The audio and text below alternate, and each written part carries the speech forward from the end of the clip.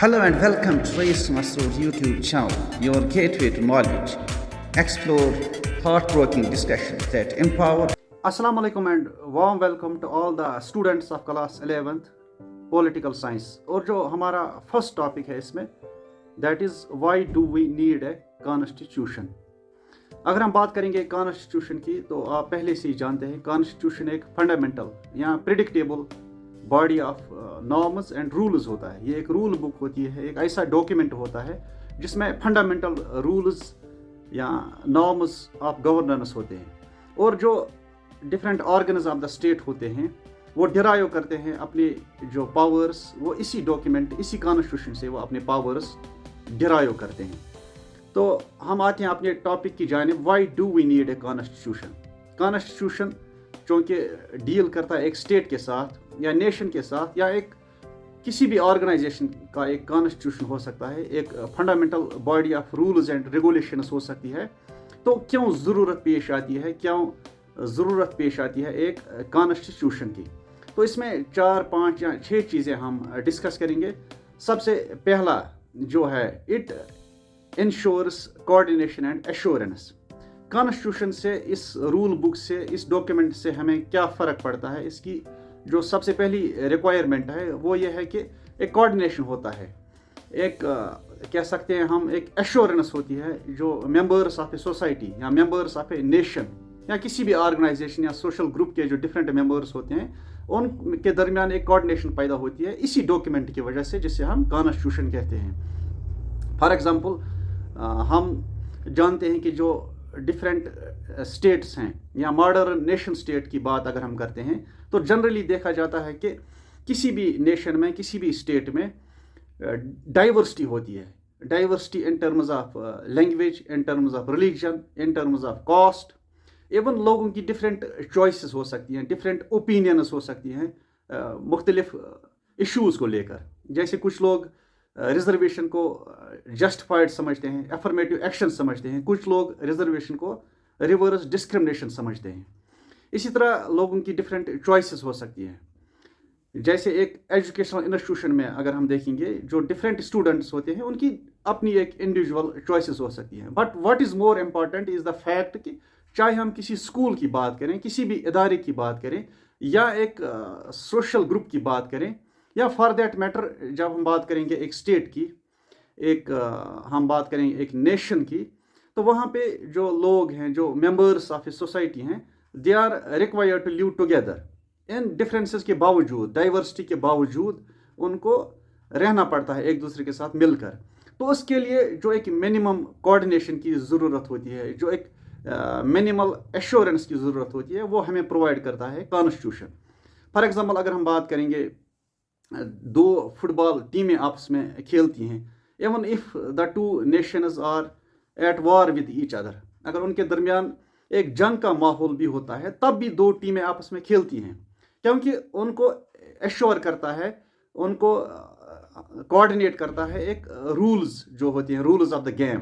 या हम क्रिकेट के एग्जांपल ले सकते हैं. इंडिया और पाकिस्तान के दरमियान अच्छे ताल्लुकात न होने के बावजूद जो क्रिकेट टीमें हैं वो आपस में खेलती हैं. क्यों खेलती हैं? क्योंकि उनको पता है कि जो रूल्स ऑफ द गेम है, they have agreed upon certain rules of the game.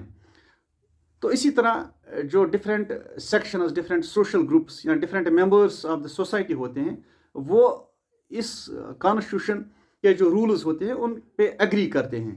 यही कॉन्स्टिट्यूशन उनको प्रोवाइड करता है एक एश्योरेंस. सो कॉन्स्टिट्यूशन का जो पहला काम है, it is coordination and assurance. जो दूसरा काम है कॉन्स्टिट्यूशन का, that is specification of decision making powers. जो डिसीजन मेकिंग पावर्स होते हैं, अगर हम बात करेंगे डेमोक्रेटिक कॉन्स्टिट्यूशंस की या डेमोक्रेटिक कंट्रीज़ की, जो पार्लियामेंट होती है, या सबसे पहले जो पीपल होते हैं, they are the source of the power. लोगों के हाथ में पावर होता है, लोगों के हाथ में सारा जो डिराइव करते हैं, जो उनके रिप्रेजेंटेटिव्स होते हैं, पीरियडिक इलेक्शंस के रिजल्ट में जो सामने आते हैं representatives, they derive their powers from the people. तो लोगों के जो रिप्रेजेंटेटिव्स हैं वो डिराइव करते हैं पावर्स, और जो डिसीजन मेकिंग होती है वो पार्लियामेंट में होती है. तो हम कह सकते हैं कि पार्लियामेंट एज एन इंस्टीट्यूशन, جہاں پہ ڈیسیجن میکنگ ہوتی ہے, جہاں پہ لیجسلیشن ہوتی ہے, جہاں پہ پالیسیز بنتی ہیں, تو وہ ڈرائیو کرتی ہے اپنے پاورز فرام دا پیپل. تو کانسٹیٹیوشن اسپیسیفائی کرتا ہے کہ فیصلہ سازی کہاں پہ ہوگی, قانون سازی کہاں پہ ہوگی اور کس طرح ہوگی. سو دوسرا فنکشن کانسٹیٹیوشن کا میں شارٹلی بتا رہا ہوں. تیسری فنکشن جو ہے اور امپورٹنٹ فنکشن ہے کانسٹیٹیوشن کی, it limits the powers of the government. اگر ایگزیکٹو یا جو گورنمنٹ ہوتی ہے, اگر کہیں پہ وہ آربیٹرینس شو کرتی ہے, اگر وہ کہیں پہ وائلیٹ کرتی ہے ان بیسک رولز کو, کانسٹیٹیوشن کو, لاز کو, تو لوگوں کو یہی کانسٹیٹیوشن پرووائڈ کرتا ہے فنڈامنٹل رائٹس. لوگوں کے پاس فنڈامنٹل رائٹس ہوتے ہیں جن کو انفرنج نہیں کیا جا سکتا ہے آرڈینریلی یا آرڈینری سرکمسٹنسز کے دوران. اسی طرح اگر کہیں پہ کوئی لا بنتا ہے جو وائلیٹ کرتا ہے ممبرس آف دا سوسائٹی کے جو رائٹس ہیں, یا جو کانسٹیٹیوشن میں اٹ سیلف ایک پاور اسٹرکچر دیا گیا ہے, اگر اس کو وہ وائلیٹ کرتا ہے کوئی بھی قانون, تو they can approach to the laws of the court. For example U S میں ہم دیکھتے ہیں جب سے ڈونالڈ ٹرمپ کی سرکار بنی ہے یا جو پریزیڈنٹ الیکٹ ہوئے ہیں, انہوں نے کئی ایگزیکٹو آرڈرس ایشو کیے ہیں. تو کئی ان کے جو ایگزیکٹو آرڈرس ہیں they have been challenged in the laws of the court. تو لوگوں کے پاس ایک ٹول ہوتا ہے, چیکس اینڈ بیلنسز کا ایک سسٹم رہتا ہے. تو کانسٹیٹیوشن ہی لمٹ کرتا ہے پاورز آف دا گورنمنٹ, کیونکہ کانسٹیٹیوشن ایشور کرتا ہے dignity of the individual. Constitution ensure کرتا ہے کہ جو یہ رولز اور ریگولیشنز ہیں ان کو فالو کیا جائے گا, ان کی وائلیشن نہیں ہوگی. جو گورنمنٹ ہے وہ ان لمیٹڈ پاورز ایکسرسائز یا انجوائے نہیں کر سکتی ہے. So this is the third important function of the constitution is a body of established principles and rules in any state, nation, social group or organization for that matter. اسی طرح جو چوتھا function ہم کہہ سکتے ہیں وہ ہے ایسپریشنز آف دا پیپل یا aspiration and goals of the people. جو لوگ ہوتے ہیں, جو ایک سوسائٹی کے جو کور ویلیوز ہوتے ہیں, ان کو ریفلیکٹ کرتا ہے کانسٹیٹیوشن. فار ایگزامپل کانسٹیٹیوشن اگر ہم انڈیا کی بات کریں گے, یا بہت سارے جو ڈیموکریٹک کانسٹیٹیوشنز ہیں, یہاں پہ سمجھنے کی بات یہ ہے کہ کانسٹیٹیوشن نان ڈیموکریٹک اسٹیٹس میں بھی ہو سکتا ہے. تو اگر ہم بات کریں گے انڈین اسٹیٹ کی یا جتنے بھی ماڈرن کانسٹیٹیوشنز ہیں, انڈین کانسٹیٹیوشن بھی ایک ماڈرن کانسٹیٹیوشن ہے. تو جو لوگوں کی ایسپریشنز ہیں یا جو لوگوں کے جو کور ویلیوز ہیں وہ ریفلیکٹ ہوتے ہیں. جیسے لوگوں کی سیکولر آئیڈینٹی کا خیال رکھا جاتا ہے, اسی طرح ایکوالٹی آف اپرچونٹی, اسی طرح جو انٹچیبلٹی ہے اس کو ابالش کیا گیا ہے, ایکول اپرچونٹیز لوگوں کو دی گئی ہیں regardless of diverse nature of different groups, different linguistic groups, different religious groups, اس کے باوجود.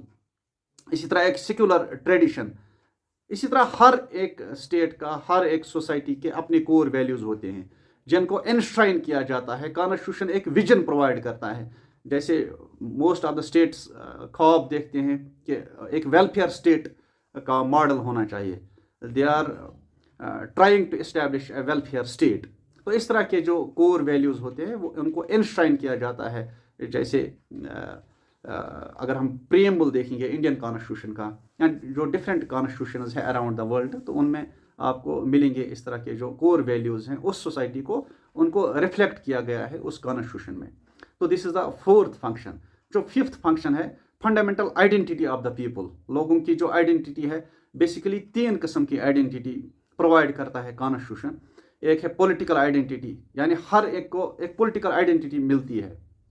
ہر ایک کو ایک اسٹیٹ میں, ایک ایسے اسٹیٹ میں جو کانسٹیٹیوشن کے بیسس پہ گورن ہوتا ہے, وہاں پہ جو لوگ رہتے ہیں ان کو ایک پولیٹیکل آئیڈینٹی ملتی ہے. ان کو رائٹ ٹو ووٹ ملتا ہے, یا ان کو ڈفرینٹ جو پولیٹیکل رائٹس ہیں, جو کانسٹیٹیوشنل رائٹس ہیں, جو لیگل رائٹس ہیں, ان کو ملتے ہیں. On the basis of those political rights ان کی ایک آئیڈینٹی اسٹیبلش ہو جاتی ہے اس اسٹیٹ میں. اسی طرح ایک مورل آئیڈینٹی بھی ملتی ہے. People are required to follow certain norms, certain values. تو ان ویلیوز, ان نارمز اور ان مورل ٹریڈیشنز کی بیسس پہ ان کی ایک مورل آئیڈینٹی بھی کریٹ ہو جاتی ہے. جیسے ٹالرنس, جیسے سیکولرزم, یا ڈفرینٹ جو ट्रेडिशंस होते हैं किसी भी सोसाइटी की, स्पेशली अगर हम बात करेंगे एक डाइवर्स सोसाइटी की जैसे इंडियन सोसाइटी है, तो एक मॉरल आइडेंटिटी भी इस्टेब्लिश होती है लोगों की। इसी तरह जो तीसरी आइडेंटिटी है और सबसे important, that is a national identity.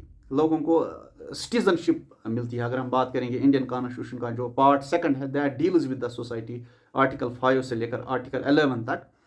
तो न सिर्फ लोगों को राइट वोट मिलता है, बल्कि उनकी सिटीजनशिप का जो प्रोसीजर है, उनकी सिटीजनशिप का जो ख्याल है वो रखा जाता है। जब उनको सिटीजनशिप मिलती है, irrespective of colour, caste, religion, region या लैंग्वेज या प्रॉपर्टी, तो एक नेशनल आइडेंटिटी क्रिएट हो जाती है।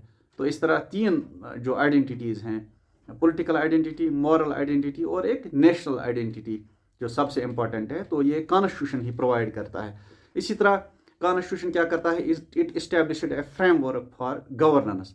जो गवर्नमेंट फॉर्मेशन है या जो गवर्नमेंट स्ट्रक्चर है या जो गवर्नमेंट के जो ऑर्गन्स हैं, जैसे एग्जीक्यूटिव है, जैसे लेजिस्लेचर है या जुडिशरी है, वो किस तरह अपने पावर्स डिराइव करते हैं और किस तरह वो अपनी फंक्शनिंग को इंश्योर करेंगे with in the limits of the constitution. तो उसका जो एक प्रोसीजर है वो भी लेड डाउन होता है इस डॉक्यूमेंट में, कॉन्स्टिट्यूशन में। और इसी तरह जो प्रोटेक्शन ऑफ फंडामेंटल राइट्स है, अगर हम बात करेंगे इंडियन कॉन्स्टिट्यूशन की, तो आपको फंडामेंटल राइट्स मिलेंगे in part 3 of the Indian constitution between article 12 to 35। तो उसमें जो लोगों के जो फंडामेंटल राइट्स हैं उनका ख्याल रखा गया है, जैसे इक्वलिटी, फ्रीडम, या जो एक्सप्लॉयटेशन के खिलाफ उनको एक सेफ गार्ड दिया गया है, या जो कल्चरल एजुकेशनल राइट्स हैं, और अगर वो उनके राइट्स वायलेट होते हैं तो एक प्रोसीजर लेड डाउन है कि वो कैसे कोर्ट्स को अप्रोच कर सकते हैं, क्योंकि ये इन्फोर्सेबल होते हैं। तो that's why they are important. तो प्रोटेक्शन ऑफ फंडामेंटल राइट्स भी प्रोवाइड करता है यही कॉन्स्टिट्यूशन। इसके अलावा हम बहुत सारे फंक्शंस इसके और लिख सकते हैं, तो but these are the 4 or 5 basic functions जिन्हें हमें याद करने की ज़रूरत है, जिन्हें हमें लिखने की ज़रूरत है। Thank you for watching, thank you very much.